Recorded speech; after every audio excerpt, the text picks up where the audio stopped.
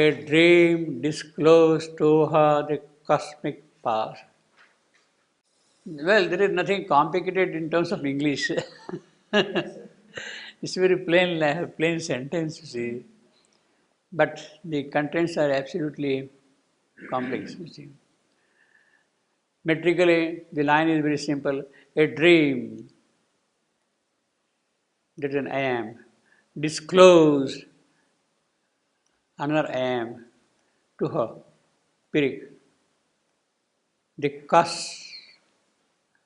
again an I am, and then make past, and I am. So we have got in the middle a Pirik, and on either side two I ams line. Kind of a balance is maintained in the metrical system, you see. A dream disclosed to her the cosmic past. And see the alliteration D and S alliteration in terms of, you see, disclose, this D is there, and then S is here, S is here, S is here, S is here. The alliteration is very effective, you see. It's a very powerful alliteration, you see. A dream disclosed to her cosmic path. And you can quietly also listen to the alliteration of C, disclosed, cosmic path. C. See.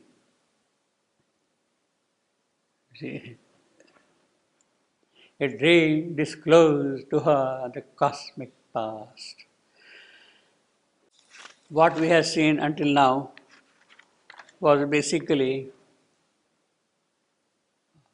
all that happened until now in the book of Yoga, the first canto and the first section of this canto is what one would call Savitri's yoga of wakefulness.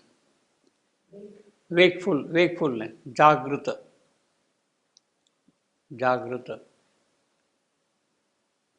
There are 4 stages. First is wakefulness. The second is dream. Third is sleep. And fourth is ineffable. Indescribable. Wakefulness, dream, sleep, and ineffable. 4 states of consciousness. So Savitri is now stepping from Jagruta, from wakefulness, to Swapna, dream. She is stepping into the Swapna consciousness. Pardon me? Swapna, this is a dream disclosed. It starts with that word, you see, dream disclosed to her. She is entering into the Swapna consciousness. See, this word is important. I mean, it's purposely put there, dream.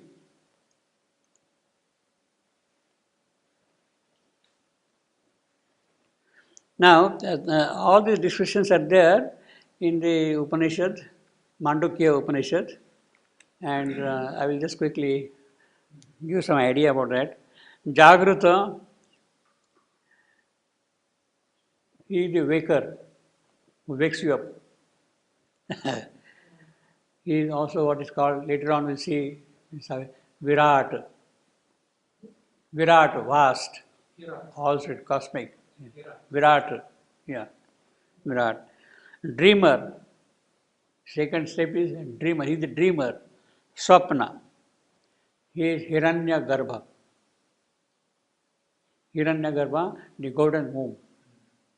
Hiranyagarbha. Virat Hiranyagarbha. Third is sleeper, that is Sushupti. He is Prajnana Ghana, or divine knowledge.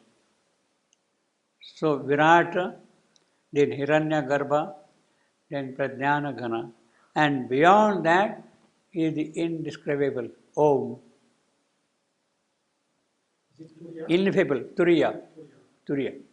So you have got Jagrata, Swapna, Sushupti, Turiya.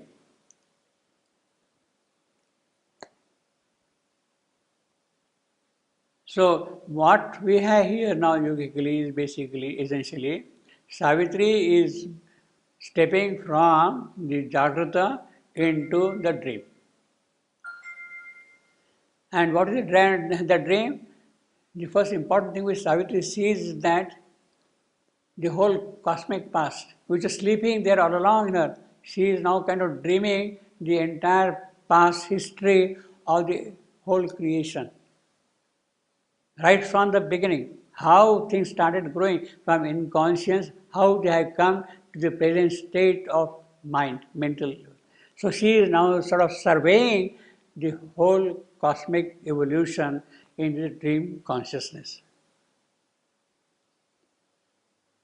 She is surveying the whole dream consciousness. She is getting awakened. She is now realizing what had happened throughout the life. You see. A dream disclosed to her the cosmic path, the crypt seed and the mystic origin, how things really began. The crypt, the vault which is there underneath, everything is kept inside. It is in the form of a seed, bija. Everything is present there in that root. And the mystic origin, the shadowy beginning of world fate, because we are not aware of it, they are lying there underneath in the seed. A lamp, a symbol, lighting hidden truth, image to her the world's significance. So that dream is telling to Savitri the significance of this world.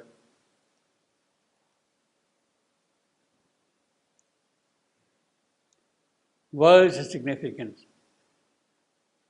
So this is the kind of an introduction to her dream consciousness, you see. How systematically the whole essay is developed, you see. In the indeterminate formlessness of self. Now he is describing the entire early beginning. There was nothing. Everything was indeterminate. The whole chapter is there in the Life Divine on determination in indeterminates, you see. In the indeterminate formlessness of self, creation took its first mysterious steps. How the whole thing started from indeterminate. Nothing was formed, nothing is there. Because everything is in the crypt seed, in the form of a seed, which is hidden, concealed from our knowledge. The indeterminate formlessness of self, creation took its first mysterious step. It made the body shape a house of soul. So all along it has gone, and come to this point that the body has now become the house for the soul to come and live. In the beginning it was not there at all, you see. So in one sentence he has described the whole process. How and matter learned to think and person grew. She is surveying the whole past, and she is now, until now, matter was indeterminate, was not able to do anything at all, but now it has started thinking, it has come to this point, you see. And saw space, people with the seeds of life, and saw the human creature born in time. It has already come. It is a complete panorama, you see, first. And then he will go into more and more details of this thing, you see. At first appeared a dim, half-neutral tide of being emerging out of the infinite naught. Now he is elaborating what he has stated, you see. Emerging out of the infinite naught, out of nothing, was appeared a dim, half-neutral tide. A consciousness looked at the inconscient vast. Somewhere, some kind of an awareness is coming in the inconscience. And pleasure and pain stirred the insensible void, the void which had no sense at all, which had no faculty to realize whether it's pain or happiness or joy. It had nothing of that kind. Now it has started feeling something already. All was the deed of a blind world energy. But who achieved all that thing? Andha Prakriti. Andha, blind. World energy, Prakriti. She does not know what she is doing. But as if there is something which is making her do those things with a certainty, with a purpose. She is not aware what she is going to achieve, but she is as if driven by something and she is doing all these things. All was deed of a blind world energy, unconscious of her own exploits. She worked that world energy under Prakriti, shaping a universe out of the inane. In fragmentary being, she grew aware, a chaos of little sensibilities gathered round a small ego's pinpoint head. So small things are happening around here and they are becoming the centers of perception. Ego in that state is important, is necessary because it kind of gathers and holds on what it has gained at that point. Grew aware, a chaos of little sensibilities gathered round a small ego's pinpointed. In it, a sentient creature found its poise, a sentient creature. So until now there was no sense at all, there was no sensibility at all. Even in the plant life has entered, some kind of sentience has come, it will go more and more into human state, you see. It moved and lived a breathing, thinking whole. So life and mind have started appearing in that state, you see. On a dim of subconscious life, a formless surface consciousness awoke. So that is the next. She is very rapidly describing the whole thing, but it must have taken millennia, you see, millions of years. You see. It didn't happen in one day, you see, in one second. On a dim ocean, a subconscious life, a formless surface consciousness awoke, a stream of thoughts and feelings came and went. So this is the stream of thought. This is the modern psychological phrase, stream of thought, dream. Stream of consciousness, as the psychologists say, stream of consciousness. So the entire cosmic past which I got here is basically tracing the stream of consciousness. Is basically tracing the stream of consciousness, as the psychologists say. On a dim ocean, the subconscious life, a formless surface consciousness of over. A stream of thoughts and feelings came and went. A foam of memories hardened and became a bright crust of habitual sense and thought, a seed of living personality, and recurrent habits mimicked permanent. Now this was important. See, to get a certain kind of a firmness, again the power of dissolution in the void, you have to have something which is very concrete and definite. And it is that which is now provided by the ego sense. It is holding on to something. Otherwise, whatever gain you have got might get lost in the void. The void will simply swallow it up. So to hold something against the void, that is a tremendous movement. And I would say that is the role of the ego at that point of time in the stream of consciousness. It holds on. Otherwise, it will get dissolved, lost. In fact, even for us at the mental level, ego is necessary. Otherwise, the entire sea of forces around you will simply swallow you up and you won't be nowhere. So, ego is necessary. But when you are doing spiritual sadhana consciously, then it becomes a bar. Then it becomes a bar. It comes in the way. And that has to go away at that point. Because now your focus is now shifting from, not from ego, from surface consciousness, but to something inner, towards soul. And you have to give more and more prominence to the whole which you are going to gain in this soul. And therefore the ego has to go away at that point. But until then, ego is necessary. A seed of living personality and recurrent habits mimic permanent. So, recurrent habit, a flower fades,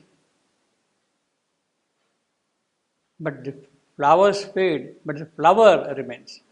Men die, that man lives. Man, that is the permanent.